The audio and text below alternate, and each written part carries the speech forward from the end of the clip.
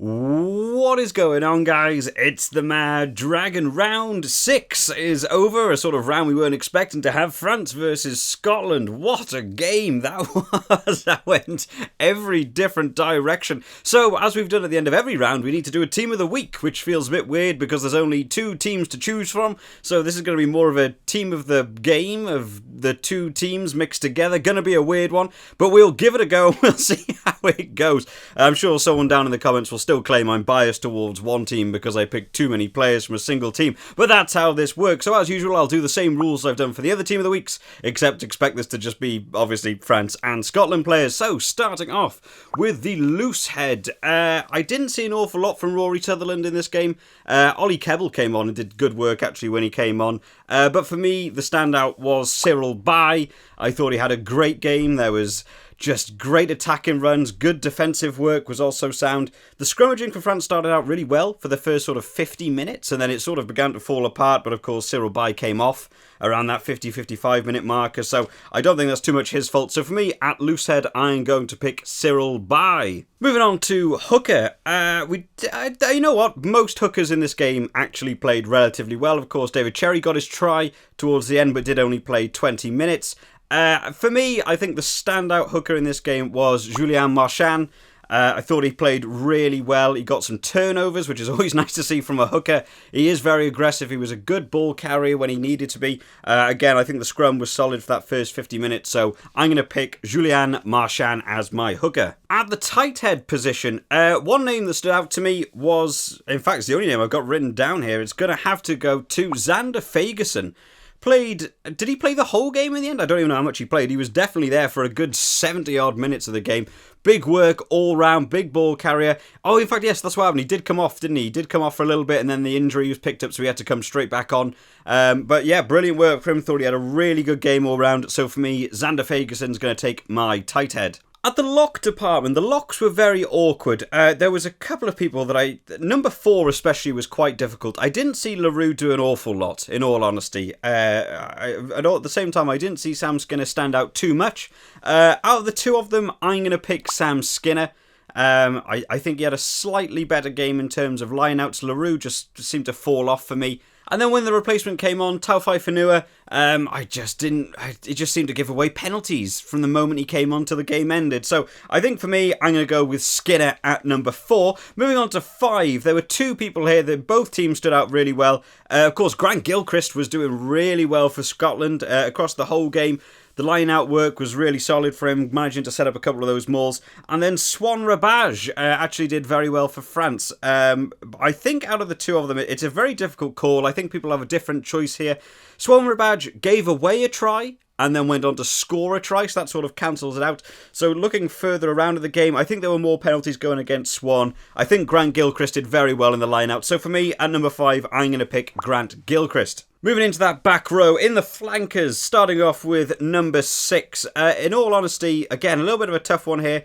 I think Gelange had a really good game in terms of a defensive work rate. There were a lot of penalties that seemed to come from decisions made by him, and the attacking work rate wasn't brilliant.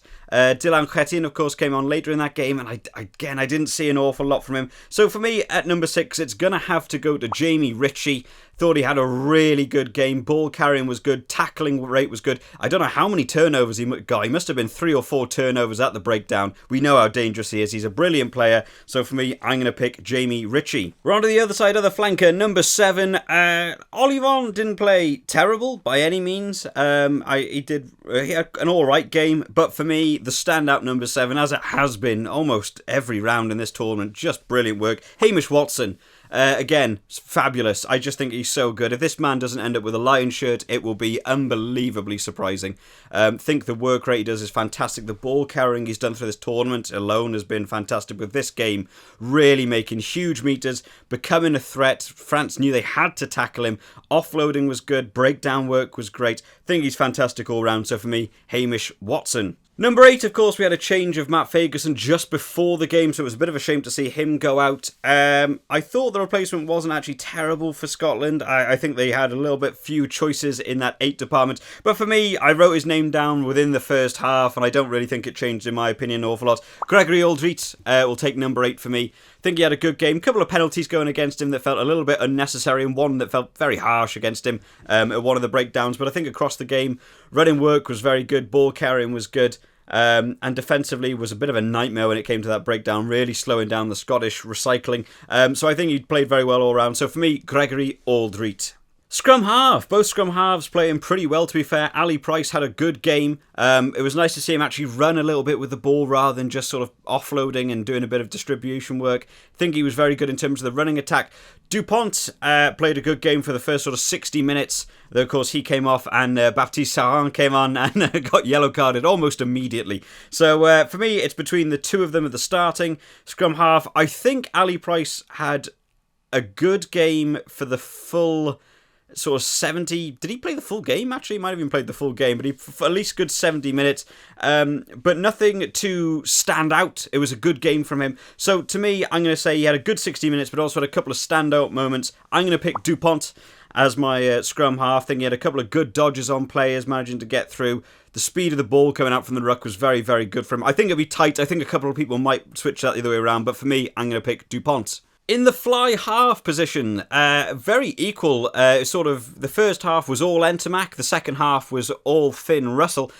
In-game play, I thought they both did very well in terms of running, in terms of choices of passing, in terms of kicking over the top was very good. There was a couple of very good kicks from Finn Russell in that game. Of course, then we do go later on. Finn Russell gets his red card. That's got to be a bit of a blemish on the record. Finn Russell had a better kicking game to posts than Entomac.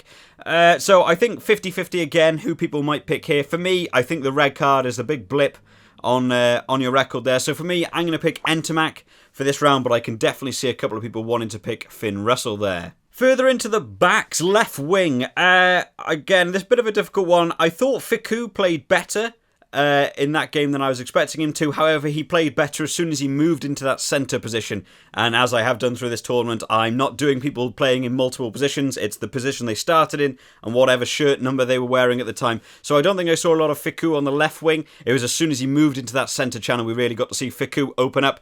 And of course, Teddy Thomas, we didn't really get to see a lot from him coming on in that sort of final 20. So for me, the standout number 11 on the left wing has to go to Duhan van der Merwe.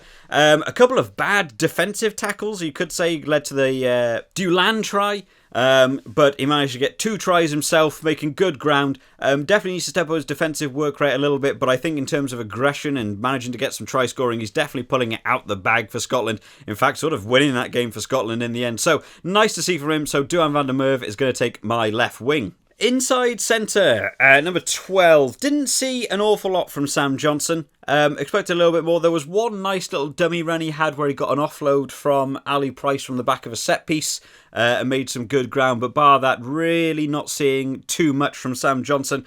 I know Fickou moved to 12, but I'm considering Fickou as a winger for most of this game because he had the 11 shirt on. So for me, number 12 inside centre has to go to Arthur Vincent. Thought he had a good game in terms of just aggression, running play. It was such a shame for him. There were so many opportunities where I thought he was going to get a try, but the ball just never came. He's got to offload that one more time just to get the ball to him. Had a couple of good running lines, managed to find a couple of gaps. Became a bit of a nightmare for that Scotland defence in the first half especially. So for me, going to give number 12 to Arthur Vincent. Outside centre at number 13. I mean, did anyone see Vakatawa in that game? Really? I thought he had a good starting 20 minutes, and then I don't think I heard from him after that. Really disappointed to see Vakatawa not do an awful lot more with the ball. Of course, they then took him off later in the game, bringing Teddy Thomas on, trying to switch it up, trying to get something moving in that centre department for them. Just not working. Standout number 13, I imagine will be in everyone's, Chris Harris.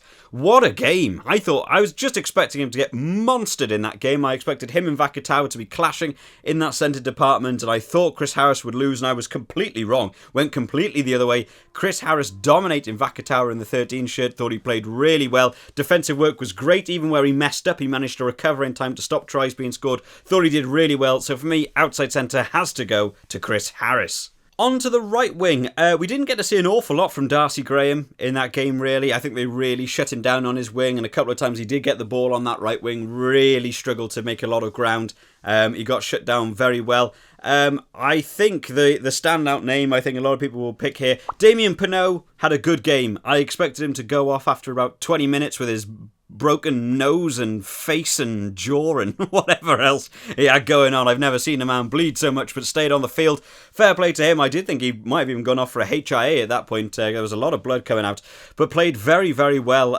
managing to get himself a try. Some lovely steps around Duhan van der Merwe. We know what a threat he can be, and aerial battles he was doing really well in. Thought he played a good game all round, so for me, that number shirt has to go to Damien Penaud. And finally, at fullback, I think this will be a shirt sort of similar to the fly half shirt. It's a bit 50-50. I think Duhan had a good game for the majority of the game, got himself a try, was picking good running lines, and when Baptiste Sauin had to go off, did have to fill in at the scrum half position. There was a couple of times in the game where he did get caught up in the backfield, where people just kept passing him the ball when he was getting surrounded by about 5 men, really struggling. Again, defensive aerial battles for him. He lost, I think, 4 out of 5 defensive aerial battles in that game. He's really struggling with that area of his game. And then, of course, in that 80th minute, not kicking the ball out, arguably cost them the game. Of course, they will have wanted to go on and score another try. They knew it wasn't going to make a great deal of difference. So I think a couple of blips on his marker there, but I think for the majority of the game, he did play well. Stuart Hogg played well. Didn't get to see as much counter running as I would like him to have seen. He did an awful lot of passing to the number 8 rather than running himself. The one time he did do a good counter run, he made good ground, dodging a lot of players. The kicking from him was really good in terms of distance kicking he made was really, really good. But of course, he did pick up his yellow card along the way, which will be a bit of a shame for him. I think that's a bit of a blip on his defensive need. There was no need for him to enter in that point. But thought he had a good game all round. So I think people will pick different fullbacks here. I imagine people will be angry. People love Stuart Hogg. But for me, I'm going to pick Duhan. I think the yellow card's a big blip. It was an unnecessary penalty, and that arguably almost could have lost Scotland the game had he have, not given that card away. He conceded a few points through his yellow card. I'm going to pick Duhan, but I understand why a lot of people might want to pick Stuart Hogg there. But a good game all round. I think as Team of the Weeks go, it was quite difficult to pick out of 2 teams. But what a game it was, and as a Wales supporter, of course, I was glad to see Wales win the Six Nations with Scotland managing to win that game. No one really saw that coming, and I know no one really saw that coming because of the fantasy results. So as we've done every week, we need to look at the fantasy teams, and for the last time, unfortunately, because the fantasy is now over with the Six Nations being over. So checking out the actual fantasy first, I managed to win the round by half a point, just ahead of Bowie. Bowie having a really good round, and then Sambuca and Dan Can't Ruck having a joint third place on 150.5, which means in terms of the final results, I've managed to just hold out at the top there. In fact, I actually spread it a little bit further away from Dan, so I will take the first place, which was a bit of a surprise considering at round 3 I wasn't doing particularly well. Dan Can't Ruck down in second, only 4.5 points away from Bowie in third, very close in that second-third department. Sambuca in fourth, down on the 996, and Klansman down on 990 in fifth. Of course, you can read the rest as you're going down, but well done to everyone who did take part. I am surprised I came away with a win in that, actually. I thought I was doing really bad at round 3. Managed to clawing it back at the end, but of course we were all going to have very similar teams when it came to this one. It was just a choice of whether you picked Scotland or French players. Looking at the predictor, where we will see no change because everyone that entered all picked France to win. So there will be no change in that one. We all scored 0, which means I actually could have caught you, Sam. I know you do watch the videos quite a lot because I see you down in the comments. I could have caught you had I have decided to go with Scotland, but the final results will be as they stand. Of course, we will all have a wooden spoon next to our name because we all came last, technically. But Sambuca winning that one on 18 points, so well done, Sam. I come in second with 16, and Maddie there in third on 12. But thank you to everyone who did join in with the fantasy. It's been so nice to have so many people, join in. It was a relatively small channel when we started the Super Brew. I think we just got over 200 subscribers on the channel. So to have like 10, 15 people of 200 fill in is actually quite a big proportion number. Of course, the channel has done relatively well. Since then, a couple of the analysis videos have done really well on the channel. I think we've just got past the 750 subscriber mark just from the Six Nations alone. The Wales versus England video is nearing the sort of 13,000 views marker, which feels absolutely bonkers, but I'm glad so many people are enjoying the rugby videos. I am going to do a couple more videos around the Six Nations. I will be looking to try and do a breakdown video for the Scotland-France game as soon as I work out what on earth happened, because I still don't really know. I'm going to do a team as well. I want to do a team of the tournament, which I sort of need to have a sit down and actually think about who was better in each position, and I might have to change some of my own rules for that because so many people move to different positions. And then, of course, there's a couple of people who are quite interested in the Lions, so I might even do my sort of Lions starting 15 or starting 23 as a different video. And then the final video that I want to do around the Six Nations has got to be going back to my prediction video that I did before the teams were even announced, just guesswork at the teams that were picked, and go back through and see how many I got right, how many I got wrong. I expected to get most of them wrong, and I feel like I probably did. It's been really weird reading some of the comments, people going back to that video after like round 4 and saying, "You're wrong." Yeah, I know I'm wrong. I picked these teams before I even knew who was playing for the teams. Some people took it a little bit too seriously maybe, but it's a lot of fun, and that video actually got quite a few views, which was nice to see. So I think it'd be really nice just to go back and see how many we got right and wrong. How many did you guys get right and wrong? Make sure you drop down who your team of the week would have been for round 6 in terms of the France-Scotland game. I think it's been such a good tournament. It's been so unpredictable. It's been so much fun to watch. And thank you again to everyone who did join in the fantasy. It does mean a lot to everyone who joins in. Brings some positivity to the channel, is really happy and positive down in the comments. Likes to talk about all the good things involved in rugby. I love getting a bit of discourse going about rugby and just people enjoying it a little bit more. It's a sport we all love. That's why we watch the videos. So it's nice to see when people are happy and positive. But like I said, I will be doing more videos around the Six Nations as they come up. So make sure you subscribe to the channel just to keep up to date with all the videos as they come out. I hope you've all enjoyed today, guys. I will see you next time. Bye bye.